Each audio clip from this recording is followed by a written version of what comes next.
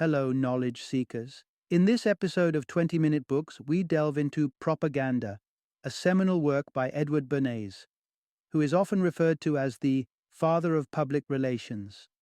Published in 1928, this groundbreaking book candidly discusses the vital role of manipulation in shaping political and social realities.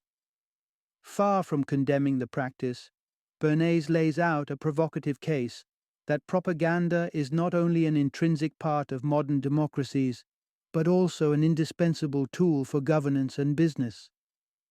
Drawing from his own experiences as a propagandist for the United States during World War I, Bernays developed a scientific framework for influencing public opinion, a strategy employed by both commercial and political entities.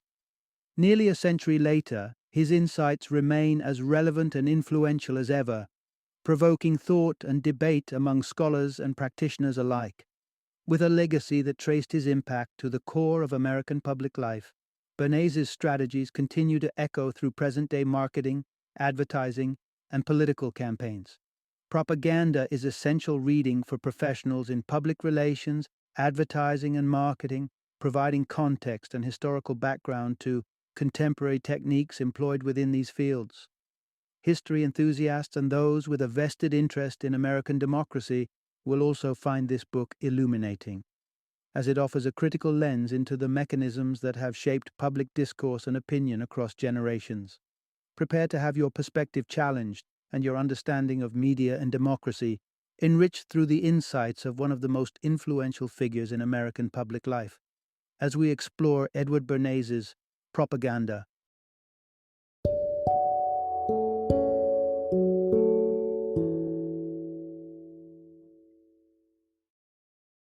Propaganda, the Art of Public Communication and Relations.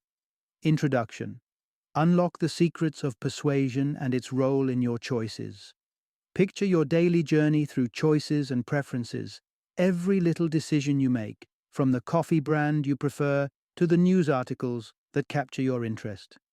You'd be inclined to think you're the master of these choices, exercising your free will. But pause for a second and consider this. Perhaps the seeds of these choices were sown long before by someone else, someone who skillfully mapped the path for you to follow subconsciously. Welcome to the fascinating world of propaganda. Edward Bernays, who can be dubbed a crusader for the art of persuasion, believed that propaganda was not inherently malevolent. Rather, it could be harnessed for good, much like his uncle Sigmund Freud's groundbreaking ideas on the psychological undercurrents shaping human behavior. Where Freud revealed the hidden impulses dictating our actions, Bernays envisioned guiding these impulses on a societal scale through adept use of propaganda. The echoes of war lay the foundation for peace. What sparked Bernays' revelations on the untapped power of propaganda? It was the gruesome theater of World War I that provided clarity. If deep understanding of an individual by a psychoanalyst could lead to their mental well-being, then couldn't the same be true on a grander scale? Bernays saw the propagandist as the psychoanalyst of the public soul, using insights into the collective psyche to nudge societies toward more positive outcomes. In this captivating accord of Bernays' 1928 classic Propaganda, we delve into the mechanisms that turn logical thinkers into a collective mass and explore the striking parallels between promoting wartime efforts and commercial endeavors. Bernays' views unveil a somewhat unsettling justification for governance by the few, all hinging on the premise of psychological realism. So, saddle up and prepare to learn the transformation of rational individuals into the might of a mass movement. How strategies for marketing goods and warfare are more similar than you might think. The way a dim view of human rationality can lead to a political hierarchy where the elite govern the many. Part 1. Delving into the roots of total mobilization through propaganda. Let's rewind to the early 20th century, where world events took a pivotal turn with an unprecedented scale of conflict. World War I. The world witnessed not just a battle of arms, but also a tussle for the human psyche, where civilians back home became as integral to the war effort as soldiers on the front lines. War had evolved into an engulfing force, blurring the lines between military and civilian roles. The concept of home front emerged, signifying the domestic efforts crucial for sustaining the war. This was the time when the economy was commandeered by the state, and the everyday lives of the people became subsumed under the war umbrella. Governments began to grab the reins, managing resources and rationing food to support an all-consuming war. In such a climate, the key to maintaining morale and commitment wasn't just in material supplies, but in controlling the narrative, justifying the sacrifices demanded of the populace. Propaganda surged forth as the vital tool to persuade, encourage, and rally citizens around the banner of war. Fast forward to 1917, and we meet Edward Bernays, a young publicist, amidst the turmoil as the United States joined the fray. At this juncture, the American spirit was not naturally inclined towards war. Their sentiment favored staying clear of the European chaos. Yet the government foresaw a different role, one with international impact and a gesture of support for democracy. To shift public opinion, the Committee on Public Information was born, specializing in changing minds and fostering patriotism. They repackaged the war as a noble endeavor, a crusade to protect democracy worldwide. Flags waved, and public support for the war soared, demonstrating the potent force of a finely tuned propaganda campaign. This experience left a lasting impression on Bernays. The revelation that propaganda wielded immense power, akin to a magic wand that could awaken a nation to march to war, lingered in his thoughts. As gears shifted from wartime to peace, Bernays pondered a provocative question. Could the same persuasive energies of propaganda be harnessed for society's benefit during times of peace? It was a dilemma he was poised to explore as the cannons fell silent and a new chapter of influence awaited. Part 2. Navigating the Moral Landscape of Universal Propaganda. Edward Bernays held his role in the Committee on Public Information in high regard, believing firmly in America's mission against Germany during World War I. However, Bernays was a man who preferred brutal honesty over sanitizing language. He was vocally critical of calling their work public information, a term which suggested unbiased factual sharing. For Bernays, this was a sugar-coated way of describing a proactive effort to sculpt public opinion, in essence, propaganda. When Bernays articulated these thoughts, he found himself in hot water. Yet he stood by his belief, articulating the concept more expansively in his 1928 work, Propaganda. At the time, just like today, propaganda was seen through a lens of negativity, synonymous with deception and treachery. This tainted reputation, Bernays argued, was itself the result of a proficient propaganda campaign that distinguished the virtuous public information of one's own nation from the perilous propaganda of the enemy. Looking to untangle the perplexity surrounding the term, Bernays turned to its roots. Propaganda, derived from propagare, to propagate, simply meant spreading a doctrine or belief. Thus, from corporate advertising to religious missionary work, all persistent attempts to shape opinion and behavior are fundamentally forms of propaganda. In Bernays' eyes, propaganda is morally ambivalent, serving merely as a tool. Its ethical value is gauged by the ends it seeks to achieve. Whether it is laudable or condemnable depends on the purpose behind its use, not the practice itself. This perspective demands a sharp focus on the objectives of propaganda, assessing each on their merit. This brings us to a crucial juncture. Who gets to judge the goals and thus the justification of propaganda? Bernays' blunt proposition was that a select group of intellectual leaders should preside over such decisions. It's a perspective that doesn't shy away from elitism, but it's also underpinned by a more nuanced take on the imperfections of democracy and the role of public opinion within it. Part 3. The Challenge of Democracy in the Face of Human Nature. In the tapestry of governance, Two statements stand in stark contrast. One expresses the absolutism of Louis XIV, "I am the state," a declaration of unchallenged monarchical authority. The other echoes the democratic ideals that arose to challenge such autocracy. The voice of the people is the voice of God, placing sovereignty in the collective hands of the citizenry. Governing under the autocratic creed is straightforward. You command and they follow. But what of governing by the democratic maxim? That requires citizens capable of self-governance, steeped in reason. Democracies bank on the belief that rational beings, through open dialogue and consideration, will converge on sound decisions for the common good.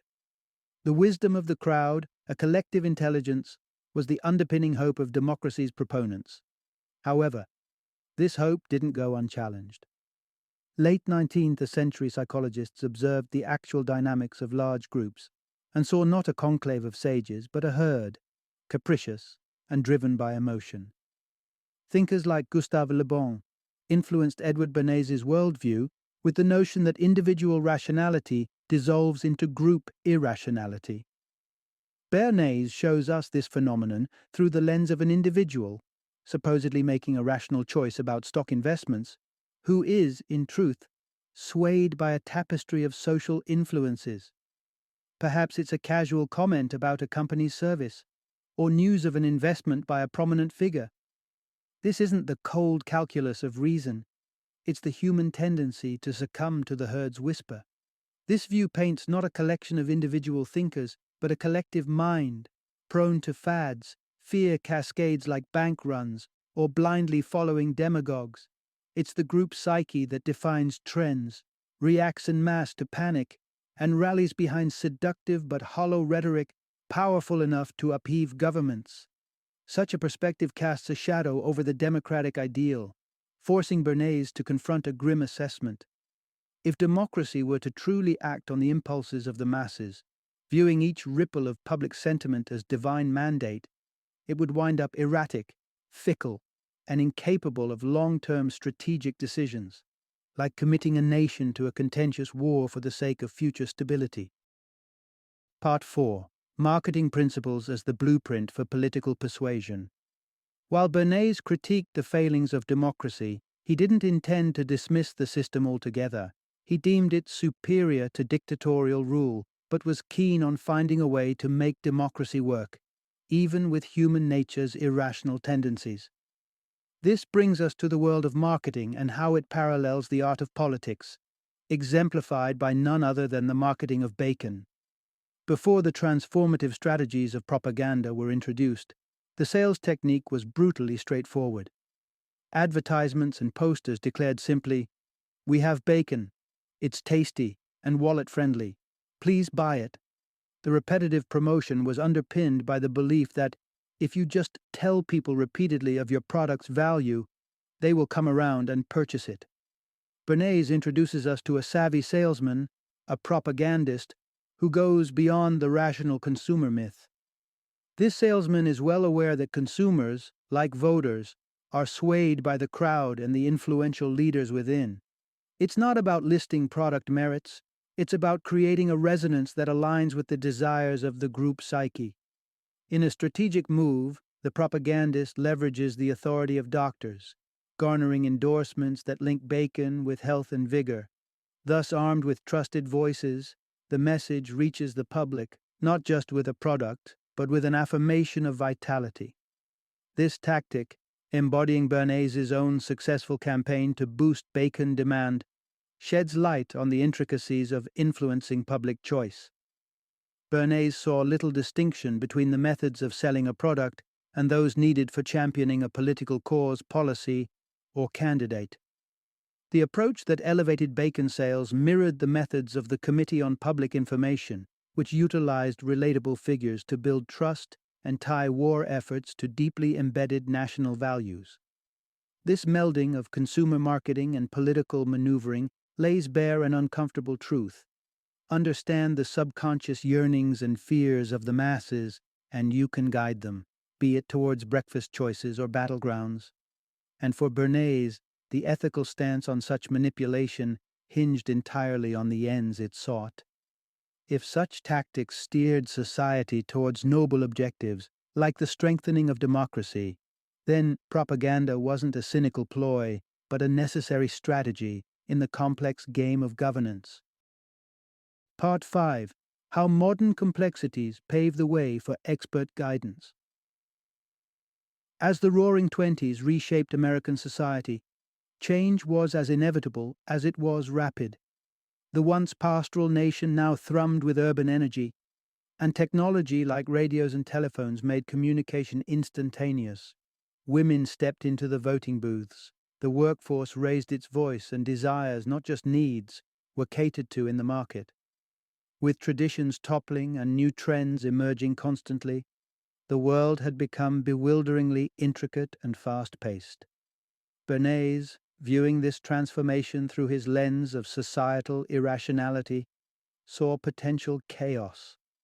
Governance, if it were to be effective and prudent, required time for thoughtful deliberation, something that seemed increasingly scarce. The pressing issue was how a society buzzing with impulses and distractions could engage in reasoned debate or arrive at prudent decisions.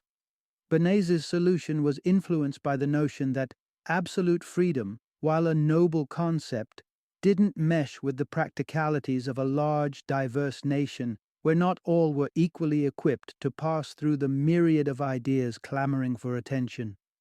In his view, society needed curators, experts who could filter through the noise and present the populace with the best options, thus upholding the essence of choice, albeit within a vetted framework. These experts were not authoritarian rulers but democratic propagandists, guiding the collective will. While the ideal democratic scenario would have citizens exhaustively researching every topic and making the most informed choices, Bernays recognized that such an approach was untenable in reality. Pragmatism demanded that people often deferred to the expertise of others. Political parties, despite not being part of the founding vision for America, arose to add structure to the chaos of democratic choice.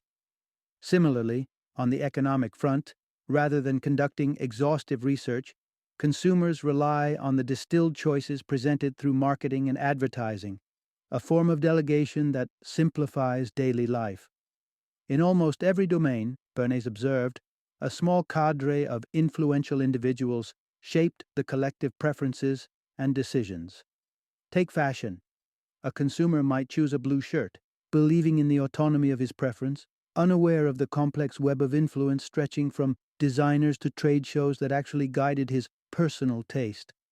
Propaganda, then, according to Bernays, wasn't just powerful, it was essential in navigating modern complexities. Just like trendsetters in fashion and visionary marketers in the food industry, politicians, too, could harness this tool, not by pandering to expressed desires, but by seeding the very ideas that define what people think they need. It wasn't the unrestricted choice that mattered to people, but the illusion of choice, the belief that they wanted that precise shade of blue or that particular policy.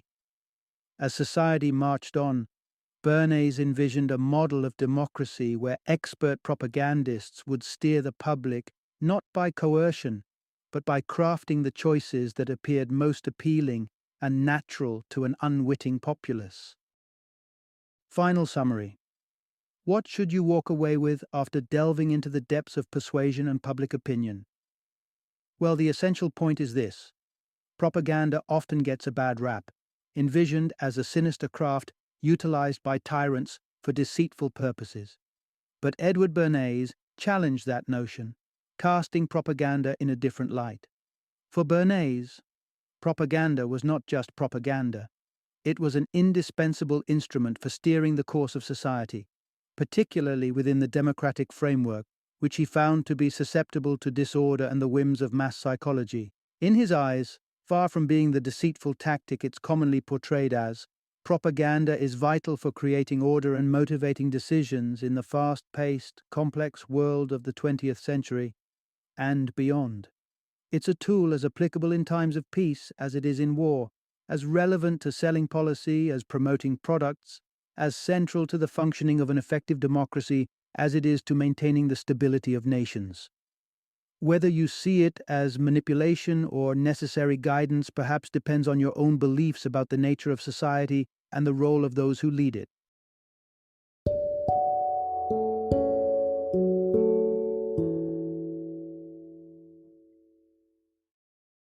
Thank you for joining me today on this journey of learning and discovery as we explored the insights of another thought provoking book in our growing library of knowledge.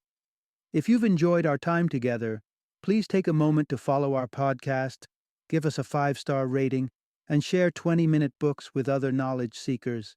Your support truly means a lot. Don't forget to join me again in the next episode, where we will delve into another enriching book. Until then, happy reading and happy listening.